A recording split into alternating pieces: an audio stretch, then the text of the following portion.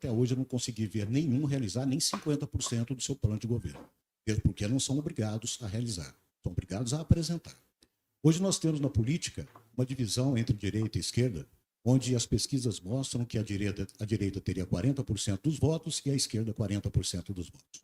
De um lado da esquerda, nós temos o atual presidente, que vem fazendo lambanças em relação à nossa economia e simplesmente dando mais atenção em relação a projetos sociais, é o que mantém o voto dele. Por outro lado, nós temos uma pessoa manipulada que, se vier a ganhar a eleição, vai atender os interesses do Donald Trump, dos seus aliados políticos e de seu pai. Diante desse cenário, sobram 20% dos eleitores, segundo as últimas pesquisas. Por que você se candidatar à presidência da República, diante de todos esses números, mesmo porque o partido não tem tanto envolvimento político no Brasil, principalmente em relação a fundo partidário, e como você furar essa bolha para poder chegar ao cargo de presidência da República? Eu sou o Marco Baracho, portal NBS e também Rádio Mix. Olha, Marco Baracho, estou falando aqui para a live, que ótima pergunta, vou te dar um beijo no senhor para pergunta séria. É sério, porque é uma descrição clara da realidade, e que bom que descreveu muito bem quem são meus concorrentes. Eu vou começar pelo final. Não há 40% de voto cristalizado no Flávio Bolsonaro. Esse é um voto antipetista, e o antipetismo, ele é pelo menos 50% do Brasil, isso em todas as eleições, desde a redemocratização, a gente pode falar. Há um antipetismo difuso que é presente nas classes médias, portanto mais presente no centro-sul do Brasil. Esse antipetismo difuso, ele tem um conjunto de valores que garantem o que ele é, e ele acabou votando no Fernando Henrique, ele votou no Collor, ele votou no Bolsonaro, e ele não é, ele em parte é bolsonarista, mas ele não é como no todo bolsonarista. Então ele não tem o 40% que é dele. Eu rodei o Paraná, que é um estado que supostamente ele tem 60 e poucos por cento nas pesquisas, eu não vi o eleitor do Flávio, eu vi antipetista que precisa votar em alguém para derrotar o PT, o que é uma coisa diferente. O Lula não. O Lula parte tranquilamente de uma base de 32, 33% sólida, que não há como mexer. E é por isso que nunca há renovação à esquerda enquanto houver o Lula.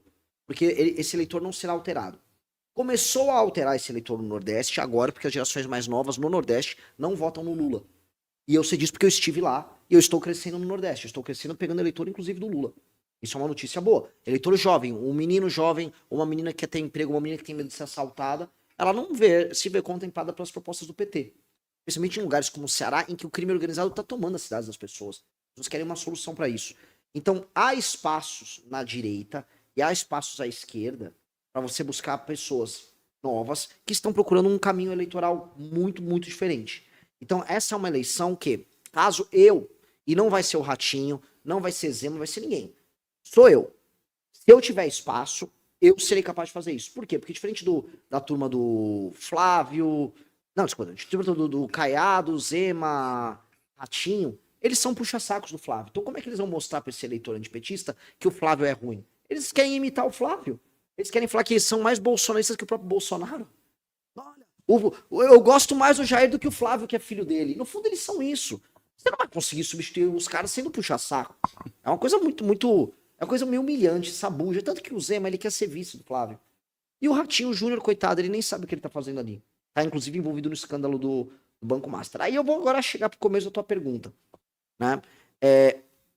Como aplicar as ideias? Eu vou discordar de você que os outros candidatos apresentavam grandes programas. Eu sou, vamos dizer, uma pessoa que gosta de estudar eleições. Eu tenho prazer, eu sempre gostei disso. Uma parte dos programas políticos dos candidatos a presidente, eles eram apresentados porque era obrigado a apresentar, eles eram feitos por marqueteiro. As propostas eram desenhadas por marqueteiro. O nosso aqui não foi desenhado por marqueteiro. Tanto que eu posso falar que várias propostas nossas, o marqueteiro olhar e falar, para de falar disso. Eu fui para o Nordeste e eu falei, olha só, se você é um homem de 25 anos, saudável, você não vai chegar no CRAS e pegar um Bolsa Família. Eu vou te botar numa frente de trabalho. Não dá. É isso, uma mulher saudável, uma marmanjona, vamos botar aí, 28 anos, não, eu vou pegar vou no CRAS pegar o Bolsa Família. Vai trabalhar, minha amiga. Vamos fazer uma frente de infraestrutura, vamos botar poste de luz na tua cidade, vamos arrumar a pavimentação. O governo federal vai chamar o pessoal para fazer isso. Porque é muito injusto que o cara que é entregador, o cara que é trabalhador, tem loja de material de construção aqui em São Paulo, ou mesmo lá no Maranhão, que seja.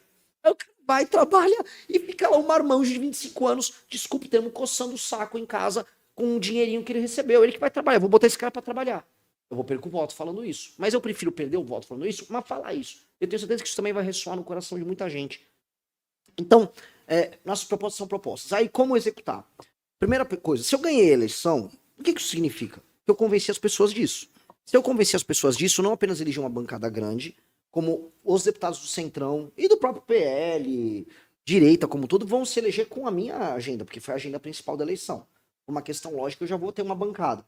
2, eu não tenho problema nenhum em fazer composição política, nos nossos termos. E 3, você também trouxe a resposta para mim.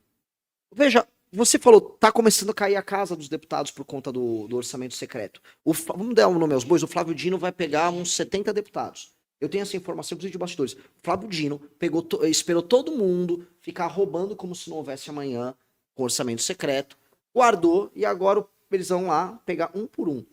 Eu não gosto do Flávio Dino. Dito isso, eu vou colocar a Polícia Federal para pegar todo mundo também. Porque o poder relativo do Congresso tem que diminuir. Tem que dar uma baixada de bola. Hoje o Congresso está muito poderoso para cima do presidente. Hoje vai ser assim, todo mundo do Centrão está envolvido com um escândalo. Então assim, parou o escândalo, vocês vão ser investigados. Agora, quer trabalhar direito comigo? Quer vir construir um nosso pacote de segurança pública? Quer reformar o Brasil? Vem conosco, entra no Ministério. Viva o lucro político positivo disso. Ah, não. Você quer roubar, quer botar uma faca no meu pescoço? Eu vou com a Polícia Federal pra cima de você. Junto com o Flávio Dino, que seja. Mas ladrão vai ser pego. Aí você vai ver que os caras vão pular. Tá todo mundo em pânico no Congresso. As pessoas imaginam hoje que o Congresso tá todo mundo feliz. Não estão. Os caras estão. Escândalo do INSS, escândalo de emenda, os líderes partidários envolvidos no escândalo do Master. A gente tá num momento de crise que o Congresso também tem medo. Infelizmente, como há na sociedade brasileira essa doença chamada bolsonarismo e outra doença chamada petismo, a sociedade não se uniu e fala, que tal a gente só não votar em ladrão? Só que as pessoas estão presas na doença, então ela vai votar um ladrão de esquerda e um ladrão de direita. Mas não houvesse essas doenças, a sociedade se uniria para cuidar do que importa. Né? Mas eu acho que se eu ganhar, significa que a sociedade deu uma esclarecida. Não sei se eu respondi perfeitamente, mas... Obrigado. Pessoal, podem fazer mais perguntas se quiserem. Eu não sei como é que tá de agenda. Não, tem que correr. Renan, você falou muito a questão do trabalhador, né? E uma coisa que sempre discute, que é discutida, né, até pela imprensa, pelos próprios políticos, as intensas discussões sobre eventuais reformas na Previdência Social, né? Então, a gente já passou por uma reforma com o ex-presidente Temer, né, que sempre dizem que o problema tá lá porque a arrecadação, e aí parece que há uma discussão de uma nova reforma na Previdência e, na maioria das vezes, o trabalhador aumenta seu tempo de contribuição. Você tem alguma proposta em relação a isso? O que pode ser feito para ser discutida a questão da Previdência Social no Brasil? De maneira clara, novamente, o lance do remédio amargo. Eu não vou vir aqui mentir para vocês. De fato, a reforma da Previdência nossa foi insuficiente. A expectativa de vida das pessoas tá aumentando.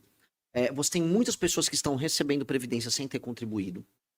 Isso impacta no INSS. As pessoas estão nascendo menos gente. Então, nós vamos ter que aumentar um pouco a idade da Previdência novamente. Só que eu vou fazer isso de uma maneira nova. A idade vai ser atualizada sem precisar de PEC, sem precisar de passar pela Constituição. É o gatilho. O IBGE alterou a idade média, a idade da aposentadoria se altera. Ponto. 2, a gente vai mexer nos privilégios da Previdência. Privilégios que existem no universo militar, privilégios que existem no judiciário. A gente vai ter que, assim, isso vai ter que ser atacado. O governo Bolsonaro supostamente fez uma reforma agressiva da Previdência que não foi agressiva. Ela não atacou o problema, porque foi todo mundo arrancando. Não, arranca o militar, não arranca isso, arranca aquilo. Beleza. Só fica no lombo do contribuinte. E pior, fica no lombo dos mais novos. Os mais novos que estão nos ouvindo, eles podem imaginar o seguinte, se nada for feito, eles não vão se aposentar. Eles só vão pagar a aposentadoria dos outros e não vão se aposentar. E é por isso que os mais novos estão comprando Bitcoin. Por isso que no mundo inteiro, tá? Os mais novos estão saindo do sistema. Eles falam, eu prefiro comprar uma cripto e não ter que ficar dependendo dos outros, eu faço minha própria poupança, do que eu depender desse sistema falido, canalha, que é o sistema previdenciário. A gente vai ter que mudar o regime previdenciário brasileiro. Tá? Então, no pacote fiscal vai ter que alterar isso. Quem falar que não vai precisar fazer, tá mentindo e tá dando golpe na praça. Então, se o Lula falar, não vai precisar, golpista, vagabundo, tá mentindo.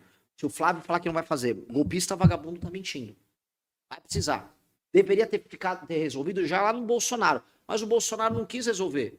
O Bolsonaro correu pra não, tira os militares daí, não deixa os militares. Por que não? A aposentadoria do militar é um golpe na praça. É altíssimo, é acima da média. Todo mundo vira general, todo mundo é reformado, aí termina com uma aposentadoria. Pô, que isso? Isso é injusto. E é justo especialmente com os mais novos. Então, infelizmente, eu falo isso infelizmente porque muita gente fala, pô, uma outra, fez mal feito. É aquela lição, sabe? Quem faz mal feito faz 2 vezes. Nossos avós ensinam isso. Então, assim, vamos fazer bem feito? Vamos resolver, vamos tirar os privilégios? Vamos começar a desenhar o caminho para um regime de capitalização? Vai precisar, infelizmente. Alguém gostaria de fazer mais uma pergunta para o encerramento? Renan, a gente gostaria muito de agradecer pela sua presença aqui. Foi muito elucidativo para nós entendermos um pouco mais, conhecermos um pouco mais o Partido Missão, a cidade de Cruzeiro, o sul de Minas também presentes aqui. Então, muito obrigado. Eu que agradeço, maravilhosa participação. Grandes perguntas de todo mundo, fico muito honrado e espero retornar no período da campanha. Por mais que fale, veio só o Collor naquela época, eu não sei porque não vieram os outros, não. Não pode chover granizo quando você vier. Pois é, mas hoje estamos no belo dia de sol. Acho que se o governo Collor terminou também como granizo, o nosso vai terminar como uma tarde de primavera muito bonita. Maravilha, muito obrigado. E assim a gente encerra essa entrevista coletiva. Agradecer ao presidente da Câmara de Cruzeiro, vereador Paulo Felipe, por ter convidado, trazido, intermediado essa visita. A todos os profissionais da imprensa que aqui estão, a parte técnica também. Agradecer o estúdio de podcast itinerante AD 500. Muito obrigado pela presença aí. E assim a gente encerra a nossa conversa. Obrigado a todos.